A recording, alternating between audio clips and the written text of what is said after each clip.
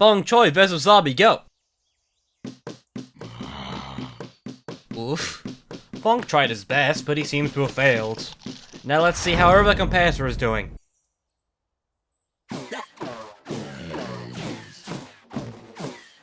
Ah! Okay. Fair enough.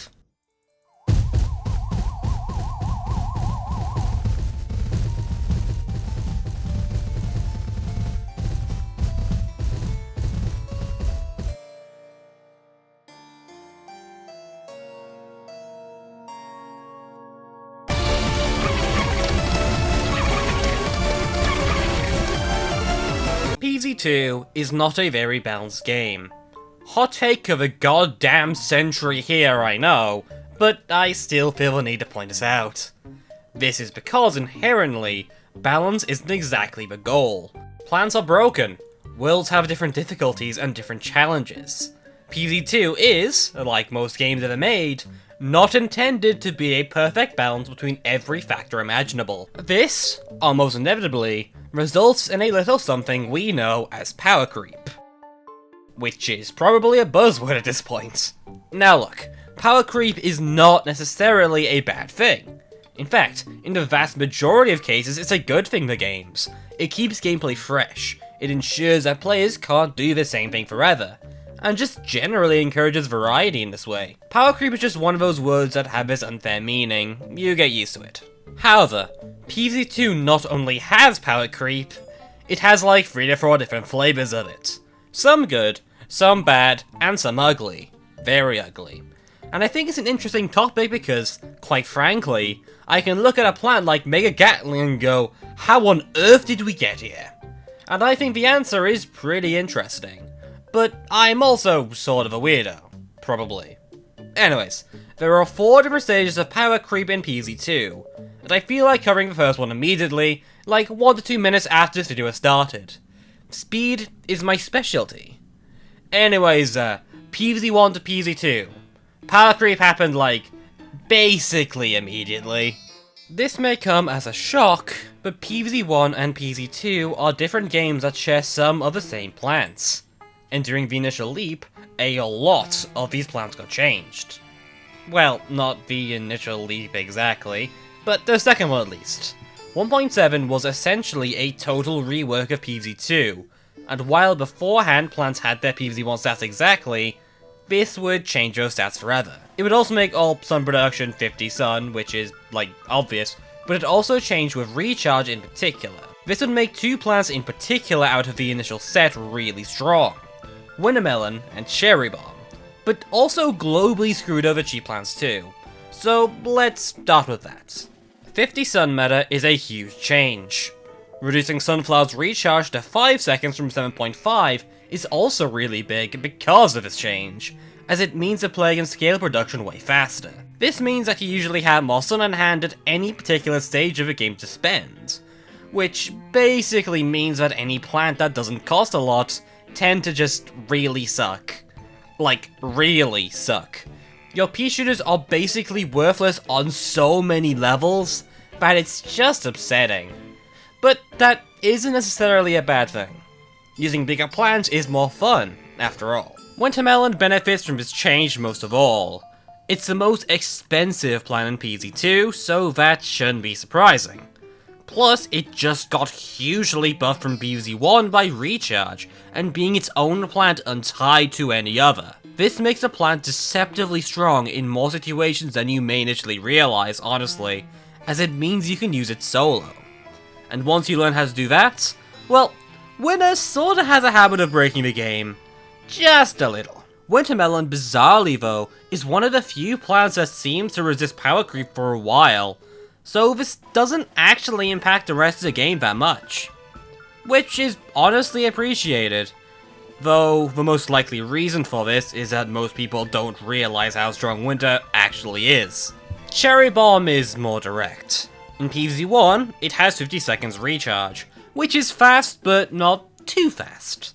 In PVZ2, it's 35 seconds recharge, which means I can recharge often before zombies reach the left side of the screen. You do not buff Cherry Bomb recharge under any circumstances. Now, if I may please direct your attention to the fact that Wintermelon is the best plant in the game, at least for right now, then you may notice that having a fast recharging 3x3 explosive with a 3x3 chilling plant might just get a little strong. Just a little bit. This is the first piece of power creep I'm not a huge fan of, as the zombies don't get any real counterplay to this at all. Zombies are all weak to instant plants, and the only zombie resistance simply dies to 2, so they can't really do all too much. And because Cherry Bomb is the baseline for all future instant plants, yeah, this could get problematic real quick. However, zombies on the whole are better. In PVZ1, a lot of zombies did the same job, mostly being the pole vaulter friendship forever group, but in PVZ2 they tend to be stronger, and with a lot more variety. Even in the original PVZ2 release, prospectors are common and a huge threat compared to Digger. Chicken Wrangler is super dangerous, Barrel Roller can be a huge issue if left alone, etc, etc. These zombies are stronger for good reason, and I think it certainly helps the game out as a whole. Though they weren't buffed with 50 Sun meta. Oof. Right, so that's the first set of power creep. Pretty manageable, if you ignore Cherry, who might be pushing it. Cherry in general, as I said before, sets a bad precedent of instas, so from this point onwards, basically every other pure damage instant plant is absurdly broken. And a few of the stalling ones too. I do really think Cherry should have stayed at 50 seconds to recharge. As more plants get added, we'll cover why this recharge is so terrible. Now, for the sake of storytelling, PVZ2 just released a new world. Then another like 5 more times. Each world coming with new plants which improved upon old ones, and made things stronger, alongside a generally higher difficulty throughout. So that's fun. Most of this stuff isn't particularly outrageous, mostly, but it's worth covering. So sit down and grab your popcorn.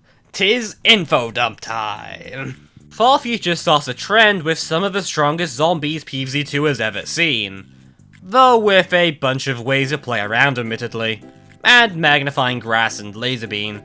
Magni being one of the best DPS plants, due to the way it mixes with the intense sun production this game adds. Laser also just completely power creeps Bloomerang.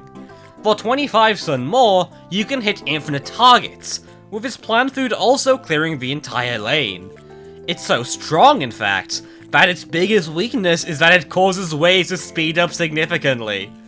This plan had a hand in setting the precedent for future piercing plans to be equally ludicrous, for sure, even if Laserbeam itself can be a questionable pick. Dark Ages had Sunshroom, which more or less entirely killed Sunflower. It's just a better producer in every single way with literally no downside. Like, you make a profit at the same time for both, and Sunshroom will grow to medium size at least before the second sun is reduced. And beyond that point, the plan is just straight up better, at a measly 72 seconds to grow to final stage. Frankly ludicrous, and the lower plant cost means you can get more down at the start. It is frankly absurd in so many ways. Big Wave Beach power crept the game in a different direction. Mostly in terms of difficulty, really. Octozombie and Fisherman alone are still extreme threats to this day, and the world gimmick is still difficult, what, 9 years later? It did also attempt to do an interesting thing to curb power creep though, which I think is worth talking about for a bit, so, if you please, let's put a break on this and discuss this method of solving power creep. Complexity. See, the 3 usable plants in Big Wave Beach are all very complicated plants. In fact, I'd say that Bowling Bulb Minimum is one of the hardest plants in the entire game to use, with the other 2 having much more complicated uses that helps ensure that they aren't too overwhelming to the game, yet when mastered, these plants will absolutely shred the game. Crocodile is a fantastic enemy cleanup insta for 125 sun and 5 seconds recharge. Bowling Bulb has the highest DPS in the entire game, capable of wrecking hordes rapidly if played well, and Banana Launcher is a plant that requires constant management to work, but is a very good damage support for basically any strategy, and can easily solo levels despite the high cost, due to its range and a high skill ceiling. I have to assume this is intentional because, well, how else would all 3 plants act like this? But more realistically, because the later worlds wouldn't follow it at all, really. Frostbite Caves introduced some of the best stalls in the game, a power creeping iceberg and all other walls significantly. Charge Guard can push zombies back constantly for very cheap and with great recharge, a trait so powerful it had never been seen before. Meanwhile, Stunnion introduced the world to AoE stun, for only 25 morphs than an iceberg. And it would get worse in the next world. Lost City introduces Stolia, which more or less totally removes iceberg from relevancy, slowing zombies in a 3x3 area for 0 stun and pretty fast recharge. It forms a great team of Stunnion, and the pair basically nudge iceberg out from ever really being the best plant anymore. The only remaining trait it has would be its plant food effect, but by this point you should have had better plant food effects in your deck. Otherwise, Red Stinger and Aki are the most direct form of power creep this game has seen yet, together being just a better version of Peter and Bloomerang in every feasible way. Well, bar some Bloomerang exclusive jank, I guess. Oh, and Relic Hunter is literally just a more dangerous swashbuckler. So, yeah, that's fun. The zombies have been generally increasing in power this entire time, but they're just way less flashy, so they don't get mentioned that much. Trust me, zombies at this point are way stronger than they used to be in World West, like, oh god. Neon Mixtape Tour added Fine Warp. Fine Warp is quite literally the final evolution for a stall plant in PVZ2. While it used to be locked to the world, it present shows that PopCap was experimenting with some insanely hot fire around this time. It is also available everywhere now, albeit very nerfed from this initial incarnation. Celery Stalker also makes its home here, being essentially the best early game you could hope for, with great scalability mid to late game if you play well. Jurassic Marsh has a combination of some of the most dangerous ways to force zombies onto you, with the caveat that there is literally no normal conventional special zombies, because someone decided Ankylosaur needed to be broken and, quite frankly, I'm not sure why they did. Otherwise, literally every plant in this world is directly stronger than another. Except for Perfume Shroom, I guess. Primal Potato Mine in particular is completely absurd, being a stronger plant than Cherry Bomb, while also being able to run alongside Cherry Bomb and having a plant food effect that spawns 2 additional Cherry Bombs. You now, quite literally, can beat half the levels without a normal attacking plant. That is absolutely absurd, if that wasn't already clear. Monday is the final world, and introduced Dusklobber, the strongest damage dealing plant in the game thus far. 450 Sun, dealing incredible damage that only really lacks slowing support that Wintermelon provides. Beyond that, this build doesn't actually power creep things much more, bar raising the minimum bar for plant foods and some answers with Grimrose and Shadow Shroom, I guess. Regardless, all the main worlds have plants that are very clearly power crept after one another. Still though, there's a few plants that remain viable and at least decent throughout the game. And the thing is that not much of this can really be considered problematic. At worst, you get plants that are often directly replaced, so nothing of worth is really lost. Well, outside of Instas. These are obviously insanely strong, and the power creep of them has already resulted in Primal Potato Mine, which is an infamously ludicrous plant that basically means every single future Insta has to be insanely broken to be remotely similar. And trust me, they will be. After all, this is just the first layer of power creep. We have yet to talk about the premiums, and the premiums are a little interesting. This may come as a bit of a surprise, but premium plants are generally a little stronger than the plants. This isn't necessarily the point though. Interviews and the like have went on record to say that premium plants' main job were to be distinctly interesting and unique plants as opposed to necessarily stronger ones.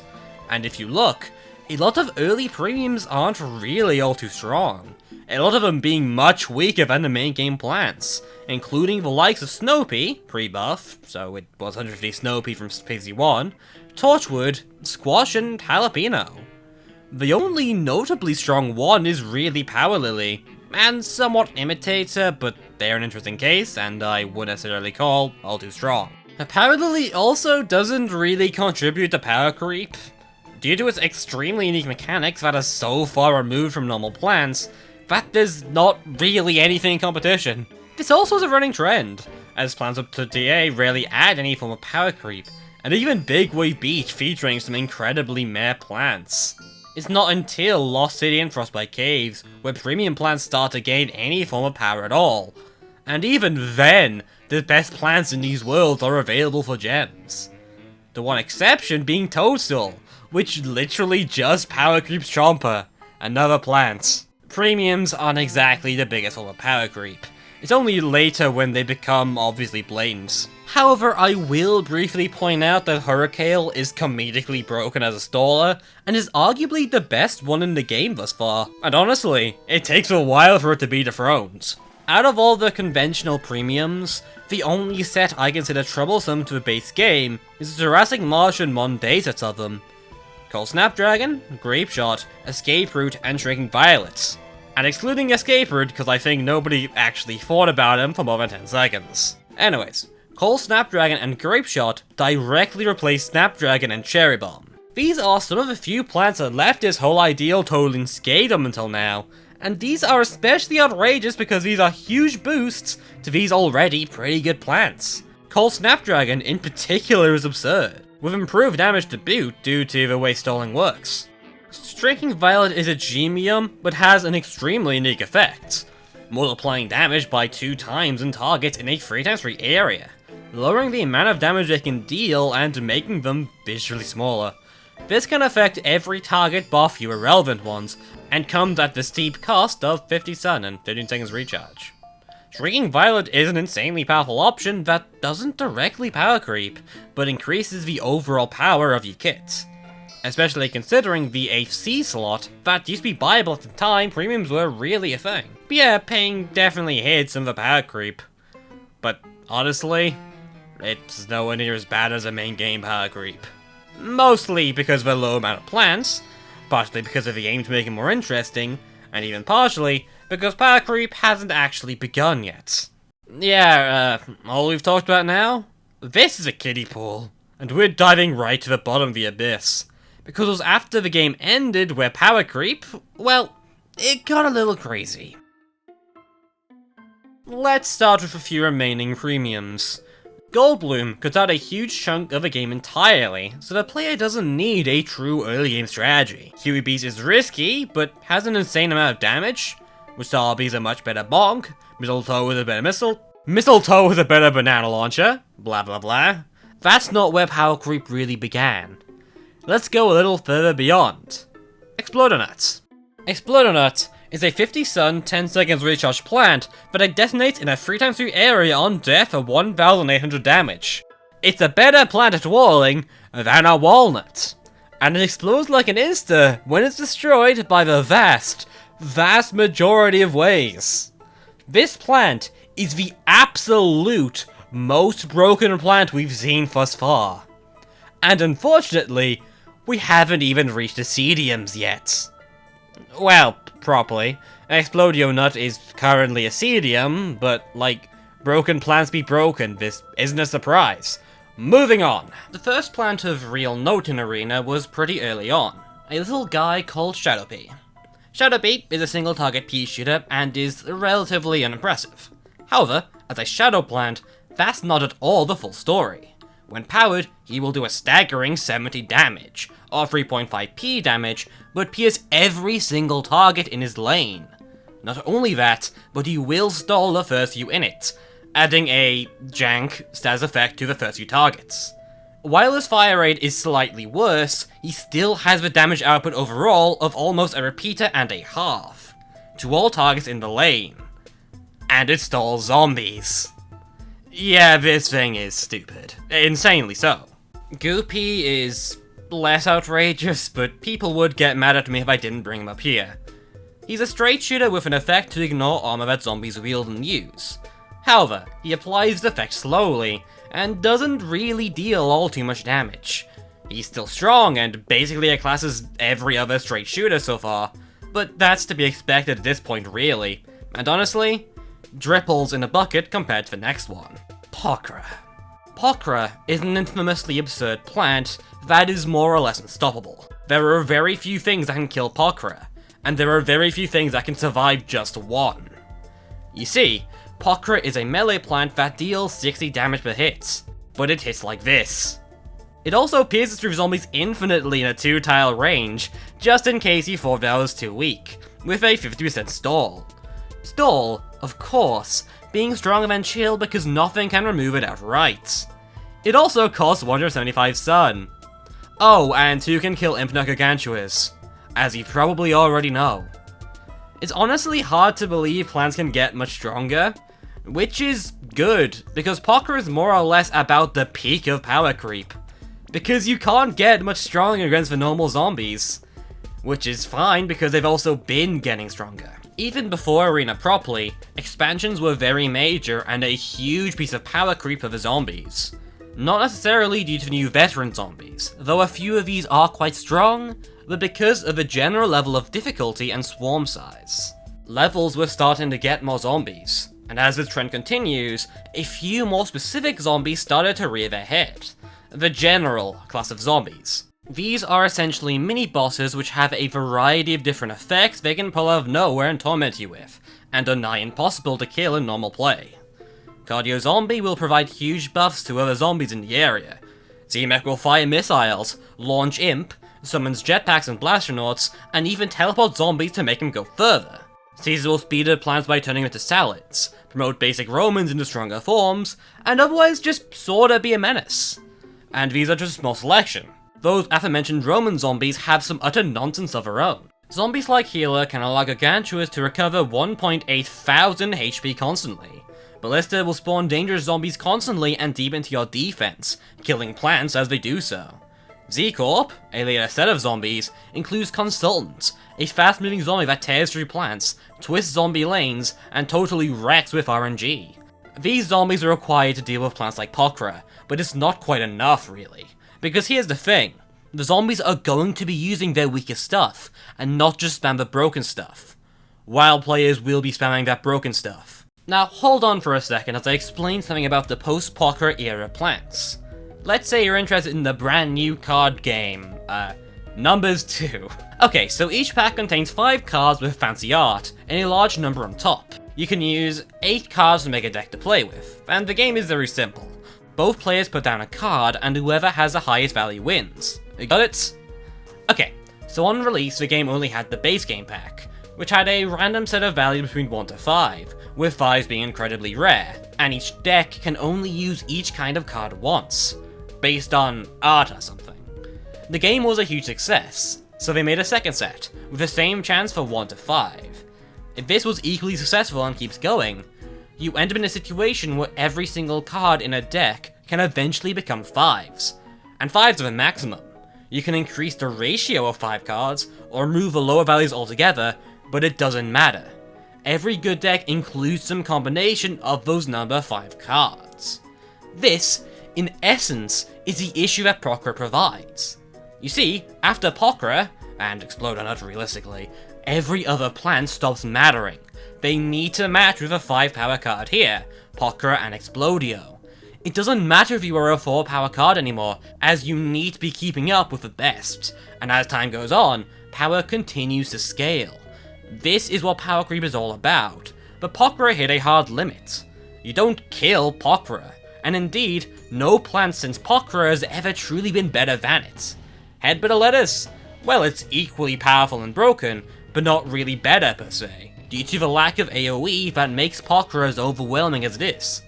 Teleportato? While in an entirely different role, it's no stronger than Explodonut already was. About the same for sure, but not all that much more broken. The one exception I can even remotely think of would be P-Vine plus Mega Gatling, but even then, that is only strong due to Arena's format. Pokra would do just fine in the majority of cases. As a result, post-Pokra, plants stop mattering.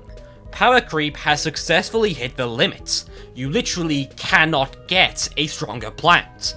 Any stronger plant would be incapable of allowing a plant to fundamentally be played anymore. Pokra broke everything, and even they are so powerful that half the zombies in the game no longer matter. Anyways, if you were to really grind, you could multiply Pokra's damage by 4. Why in the holy hell is this effect? Okay, so you know what I said before about power creep? The entire video thus far? Yeah, that's not the whole story. Before Arena, there was something else. A little something known as leveling. Now, I brought this up last for 2 reasons. 1, I don't have any footage of leveling. 2, this caused power creep on levels never before seen, because when any plant can scale nigh infinitely, they all become broken, they all become too powerful, and the worst part is, this isn't even equal among plants. Let's take a look at Pokra's level ups for a second. From level 1 to level 2, they gain 33% damage across the board. Now let's look at Goopy's leveling, where from level 1 to level 2, its initial projectile damage is increased by just 5. Not even the poison damage, no. Its initial projectile is just slightly stronger. And Pokra goes up to 4 times damage. Goopy gains, at most, 2.5 times damage on his base projectile, and a slight improvement to the part of the plant that you use it for. Do you see the issue here? This means that plant stats no longer matter. When a plant like Pea-Shooter can do 110 damage, when Winter is shackled to 160 with a far worse fire rate, where Citron loses weakness of low fire rate, and where Ree can increase both the amount of pierces and the amount of damage it does at the same time, where a plant like Repeater can cost 100 stun, mitigating anything that mattered about the plant. Where a plant like Greybuster can explode, a plant like Storley can knock back, a plant like Stunnion can poison zombies. Where Iceberg gains AoE, Bowling Bulb's order changes to break a plant, and where Tile Turnip can lose its cost scaling. Where a plant like Blover can lose its cost, where a plant like Tangle Kelp can work on multiple targets. These plants don't matter anymore. None of them do. By changing these plants in such a way, these plants become generic, samey. They are just stat blocks you put on a field to deal with leveled zombies, who similarly become nothing more than larger and larger stat blocks. Leveling is the face of power creep in PVZ2. Not the Cediums, not the Premiums, not even Wintermelon, Primal Potato Mine, Pokra, or anything else. Leveling broke PVZ2, and as a result, stands out as the core source for rendering half the plants in the game worthless. Because after all, every plant is weaker than its leveled version, and at a certain point, they lose their identity. Leveling is entirely unhealthy to the game, as the game was not built for it. Plants were not built for it. And that's all it will ever truly be.